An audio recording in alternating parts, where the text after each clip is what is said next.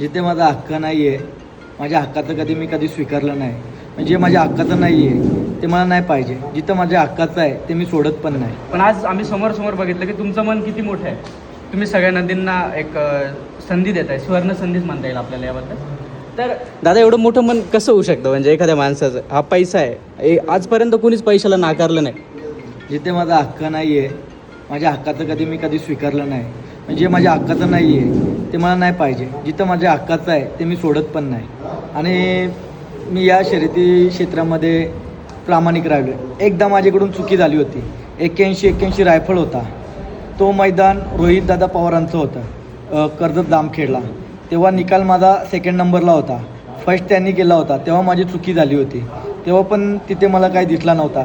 पण आज देवाच्या कृपेने हा मैदान उद्या आहे म्हणून आज मला माझी बाजू ठामपणे मांडता आली. तिथे तर एकतर मैदानामध्ये नेटवर्कसुद्धा नव्हता. मी खूप चेक करत होतो. मग मी माझ्या घरी कॉल केला माझ्या बायकोला, तर तिने सांगितलं मला का निकाल आपला नाही आहे, मग ते आपण नाही घेतला पाहिजे. तर आम्ही ठरवलं का आम्हाला नाही पाहिजे, जे माझ्या हक्काचं नाही ते मला नाही पाहिजे. तरी मी आत्तापर्यंत लखनवाले जे दादा आहेत, मनोहर दादा झाले, प्रॉपर सर्जेराव दादा झाले, मी दोघांना पण न विचारता मी माझा मत व्यक्त केलेलं आहे सँडी भाऊच्या बाईटच्या माध्यमातून.